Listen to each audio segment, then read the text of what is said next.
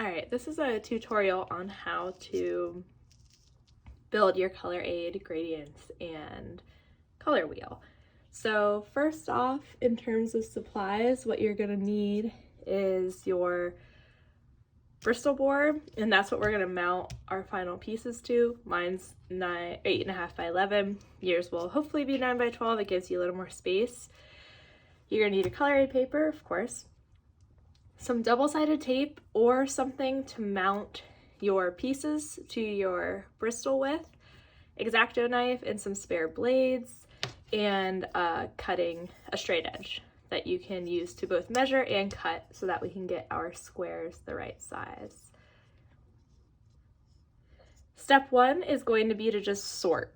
So I'm going to get rid of this stuff that I don't need immediately. And I'm going to start sorting my color aid paper, and I kind of started to do this a little bit earlier. And all I'm doing is just roughly sorting by color as far as I can perceive. So you can see I've kind of started a yellow pile, red pile, purple pile. This is kind of becoming an orange pile. And then one thing that I'm also kind of starting to do is create a neutrals pile. So if I come across a hue that, like this one for example, that I find a little bit hard to decipher, it's going to be helpful in our saturation work if you do have some sort of a neutral pile that you can reference to pull from for those mid-tones. So you can kind of see browns tend to be a little bit orangey, but like that one looks like it could have some green, that one looks a little redder. I'm gonna throw those in my neutral pile. And this is all just up to you. It's really to just help with once we get into actually looking for, so all these grays I'm throwing into my neutral pile, that white that might come out for my value. You could specifically, knowing we have to do a grayscale value scale, maybe it makes sense to pull these out. So I'm just very fluidly and pretty quickly trying to create these piles. So go ahead and work on that. It's just kind of nice, relaxing work. So you can pause the video here, get some piles going, and then we will you can start the video again once you have some piles to work with. Okay, once you have some good piles sorted, and again, this is not science as much as it is your own perception. For the color wheel, what you're going to do is you're going to want to go through each colorway and start to pull out some of the most brilliant versions of the color. And what you're looking for is orange, and then you're gonna need yellow orange as well. So I pulled out these two right away. This one I'm gonna say is probably gonna end up being my pure orange. This you'll find is a very iterative process where it's sometimes hard to tell if you have a good color wheel going until you have, so that looks like a pretty good red to me, until you have several hues happening. I'm also gonna need a red orange. This is looking kind of red orange, although maybe that's, see, like when I put that over there, the saturation seems to not be matching. It seems like to be a tint. So I'm gonna keep searching for a more vibrant version of red orange. And I can't really find one, so I'll just move on to maybe my yellows since I have what looks like a yellow orange right there. This one's popping pretty good. Yep, that's looking like it's fitting the bill. This could be my green, yellow green, so I'll put that over there. Let's see. Ooh, this is looking like a good yellow. We'll pull that. And really, like I said earlier, that was like a slight tint. See how it's a little less saturated than that yellow it's on top of? So I'm gonna put that back. So really this is, you know, it kind of benefits you. We'll make some space here so I can demonstrate, to do pretty quick and iterative work here. Like, don't stress out about finding the perfect thing, the perfect colors on your first go. Try and start lining things up. Like that green looks a little too limey for where our palette's going. It could be the yellow green, but I'm gonna throw that off because I need to find a more pure green hue. So that's looking better. Let's see. That's my dog making strange noises. Let's see. So that could very well be my yellow green, which seems more reasonable than this, which again seems to be a tint, maybe more in the yellow family. All right, so I think I have an okay green. This is feeling a little bit pinkish to me, but we can, the red that is, but we can kind of work with it. So hopefully this gives you a good idea. This one's popping out the back. That looks like a pretty pure blue. Seems a little bit darker in value, but that's kind of natural for a blue, so we'll roll with it. And then, in fact, my purple on top seems to be a good purple here. So I'm just going with my eyes, and I'm practicing seeing the colors and finding a wheel or a spectrum that works. So remember, you need to have 12.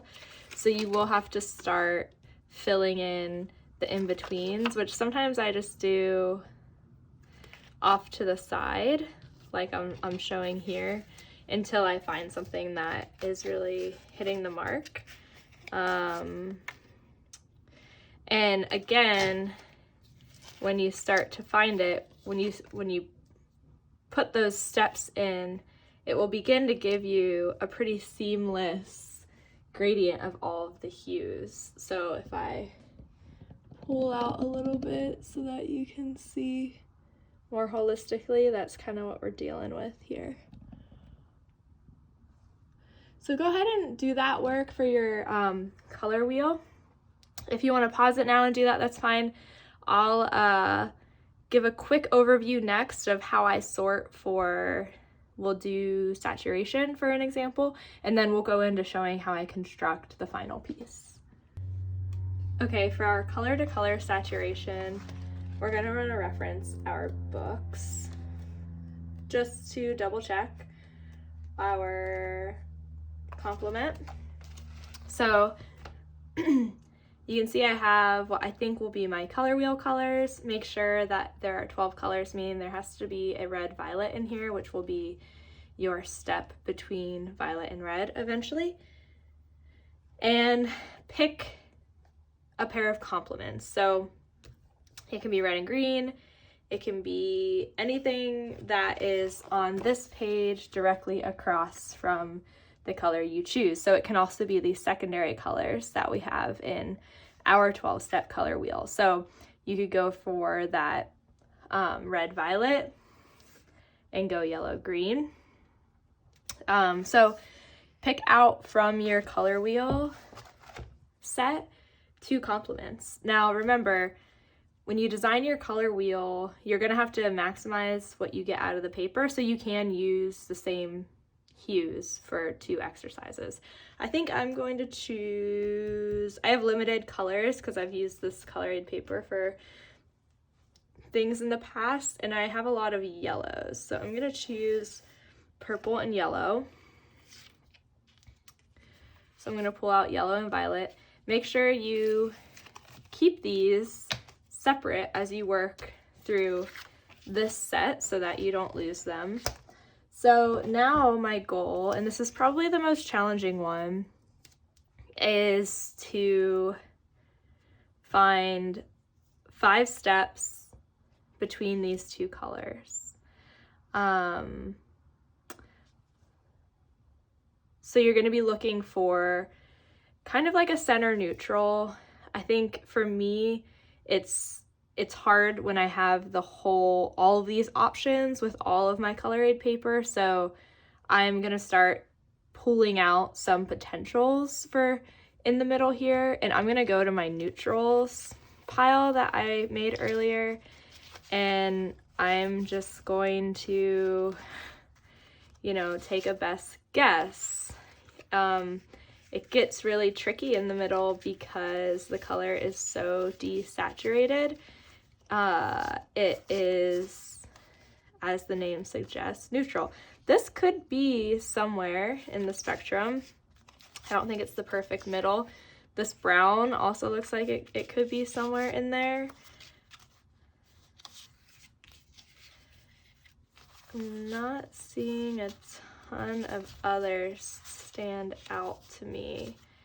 So I'm gonna move on into my, which has become, unfortunately, an orange and yellow collection here.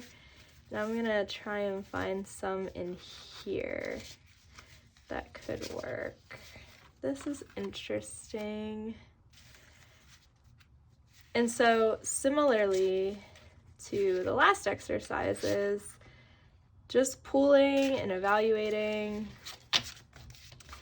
and pulling and evaluating. And there's a couple tricky things about this exercise. One being that there's only 5 steps within which to get from yellow to purple, which is pretty extreme.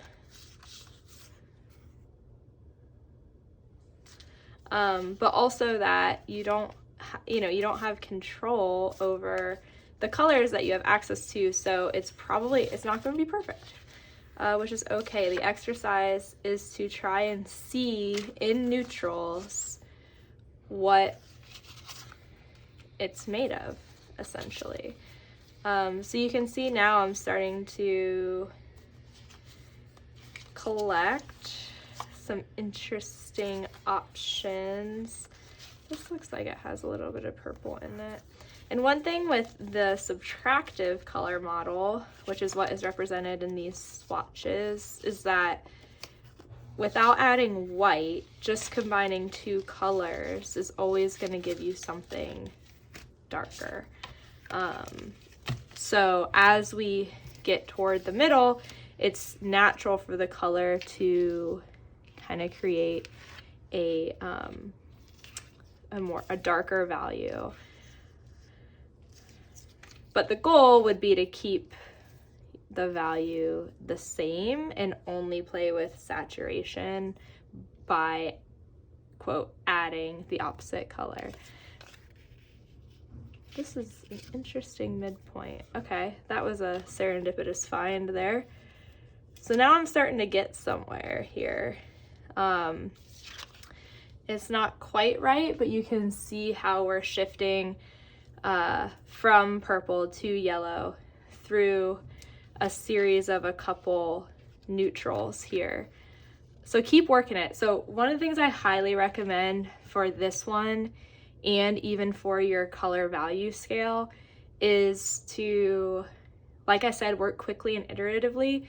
So I feel like this is pretty good. I'm gonna kind of set it off to the side and maybe work through a color value system,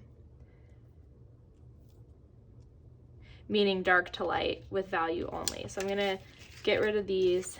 And so leave it out for a day and observe it from far away and up close. And I think that you'll find that over time, you'll kind of figure out, like right away, I feel like this whole block is a much darker value than the yellow itself, which yellow is inherently a light value, as we know. But this could be better, which means this might need to shift too. So I feel like I need to find something in between here and in between here, and then that might give me a good gradient. I'm feeling pretty good about over here.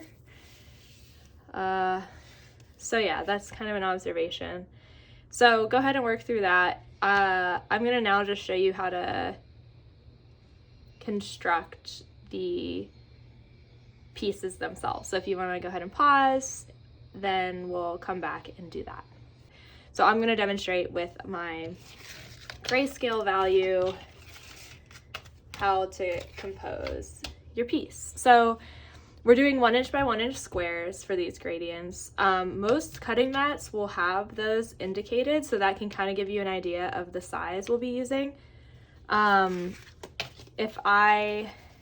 I have my 10 grayscale steps. I'm gonna just start with one of my pieces, and you can just line it up on your mat. If you have a steady hand and have experience with cutting, you can just do what I'm about to show you. I'll show you 2 different methods depending on how confident you are with your straight edge and your knife.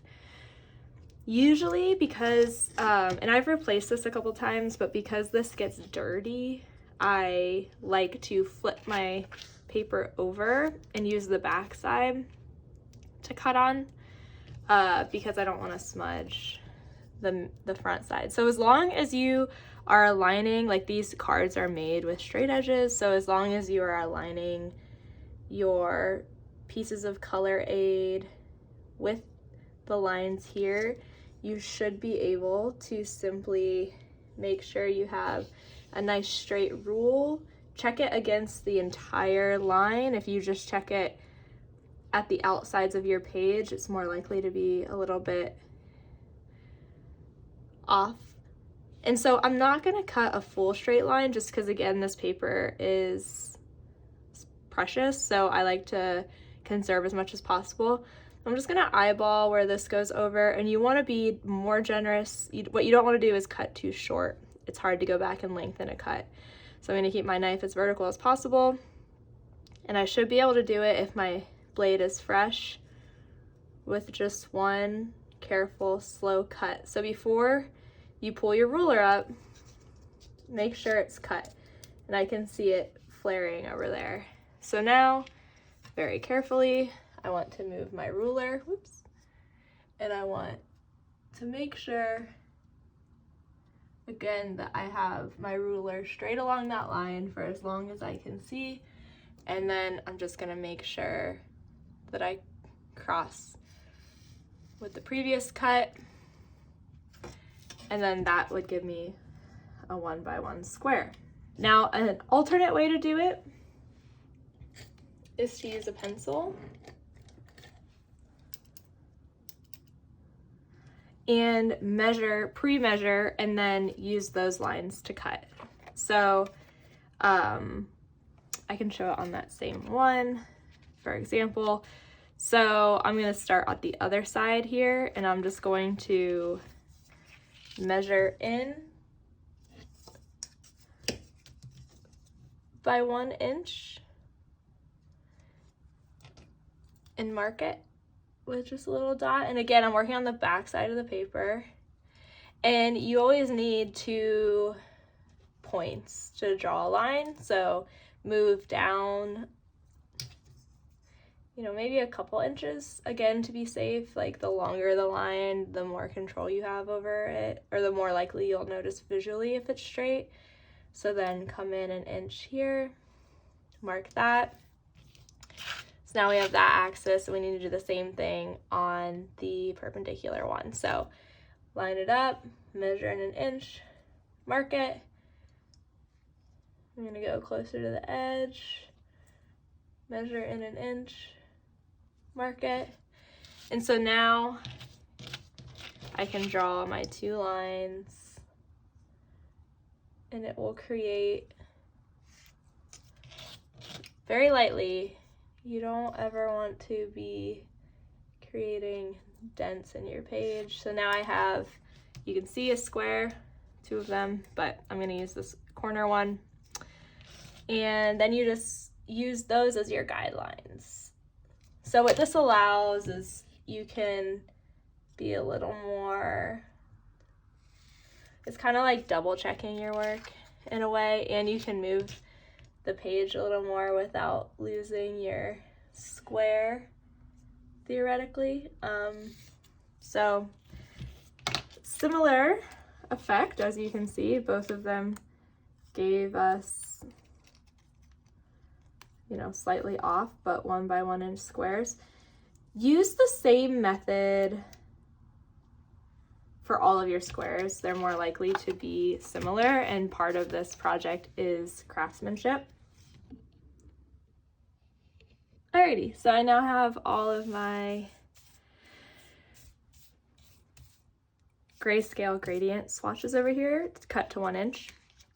Now it's time to prep my page for the composition. So I know that these are going to be 1 inch by 10 inch. My page is 8.5 by 11, so you're going to have to do your own math based on your paper size. I spec'd 9 by 12 because it gives you a little more space to work with. But I'm gonna make it work with what I got. So first, since I don't have as much vertical space to work with, I'm gonna draw out those margins to give me an idea of what I'm gonna want to do with my horizontal placement of the gradients. So knowing that my height is 11 inches and I have 10 inches, that means I have a 1/2 inch margin on both the top and the bottom. So I'm gonna go ahead and give myself some guidelines. I'm gonna create several sets of guidelines on this page, but I'm going to erase them before I finalize my composition so that it's nice and clean. I'd prefer not to see any marks on your pages, so use your pencil very lightly, only as much as you need to give yourself good guidelines. Okie dokie. So I'm gonna come pretty close to the edges on the top and bottom. I don't love that. I'm gonna go ahead and start mocking it up just to make sure I got the right idea here. Okay, so like I said, I'm getting really close to the edge because my paper isn't big enough, but your paper will hopefully give you a little more breathing room on either side. I think since we're gonna have our color gradient next to it, I wanna push it in slightly. I'm picturing having another column here, and it feels weird if they're really far apart. They don't feel related at all. So something like this would probably be good. I'm using my imagination, obviously. And that's putting me at about either 1.25 inches or 2 inches. Depends on how far in I want to go. That might end up being a little too far in. So I'm gonna go with 1 3/4. Or maybe 1 7/8 even. So it's up to you. But we are trying to create a nice composition here. I'm a little bit bummed with my top and bottom margins, so oh well. All right, so I'm not gonna leave those on there and free ball it. I'm gonna actually measure it out. So if I wanna go in 1 3/4 inches from either side, as we've been doing with creating any lines, I need to give myself a couple of guidelines. Or I can use my handy dandy cutting mat, which is what I'm going to do. And I'll line it up with one of the lines here. And I know I want 1 3/4. So I'm gonna go in 1 inch, and these dotted lines on mine equal 3/4. That makes it really easy, but you can also use the notches at the end. The only thing is you need to make sure you have an alignment for both ends of your ruler, because if you only line it up on one side, there's no telling whether or not it's square. So again, super light lines. These are probably less likely to be detected by the eye because we're gonna put these on top, but you still want it to be nice and light.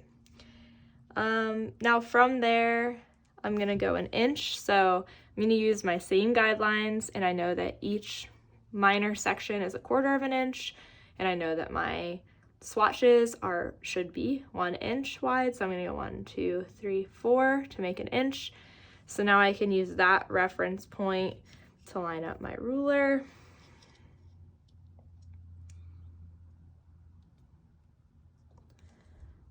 Boom. Now, I don't really need horizontal lines to show me where to place my swatches because they should all be an inch. So as long as I start at the bottom and very carefully place them based on both of my guidelines, 3 guidelines should be enough to get a square.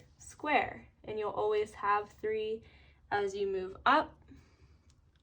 So let's give this a shot. I'm going to use my double-sided tape. I'm going to want to cover the entire bottom, so depending on the width of the tape that you got, you might have to use a couple pieces. And so I like to just kind of put the tape on and pull back and cut this way. It gives me an almost edge-to-edge cover, which it doesn't need to be exactly edge-to-edge. You'll find that with double-sided tape, it's a little bit more forgiving. If we were in the studio, we might be using spray mount, but I think double-sided tape is just a little bit easier to work with in a non-studio setting and less fumes to deal with. So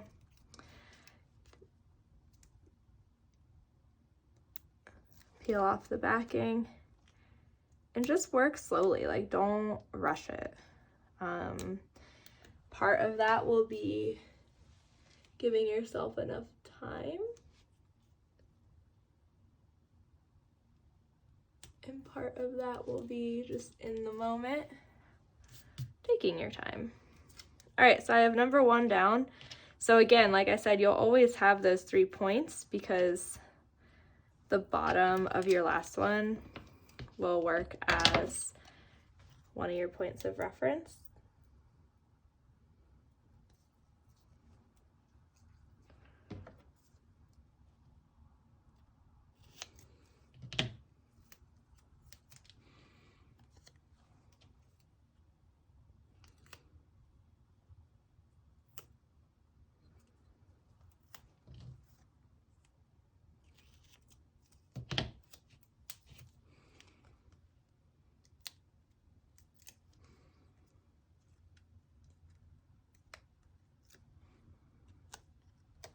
So now, once I have that first one, you don't want to just, you never know when you might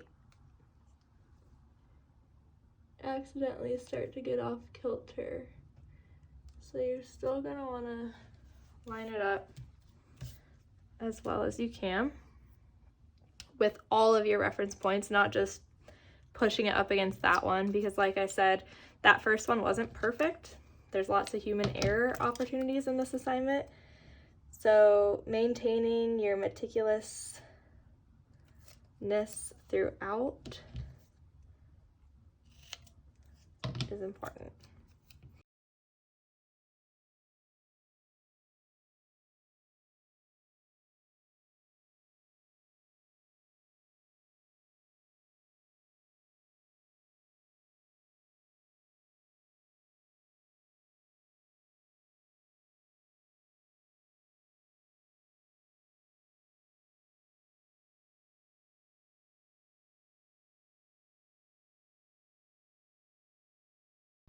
So now I have my 2 gradient studies, and there's a few things I'm not too happy with. One is this side up here, like this swatch, it got a little wide. And then the other being that somehow my swatches don't align on the top and bottom. So I'm gonna clean up what I can. I'm going to try and trim. There's a few edges that pop out, but this one at the top is the one that bothers me the most. You can very carefully trim only the color aid paper if you just use some constraint with the knife. And once you run a light blade all the way down through, you'll be able to kind of see, once you pick up your ruler, what pieces are straying. And you'll also notice when you do this that the color aid paper is a little chalky. So change out your blade if needed to kind of reduce the amount of drag you get.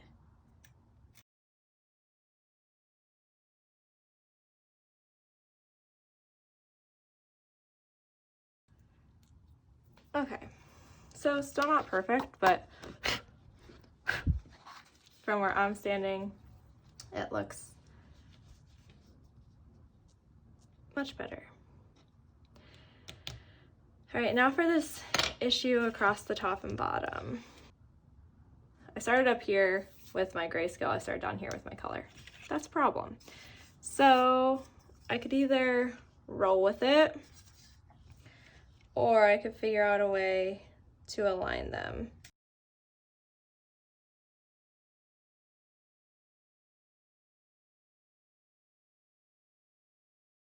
All right, so we got something pretty good.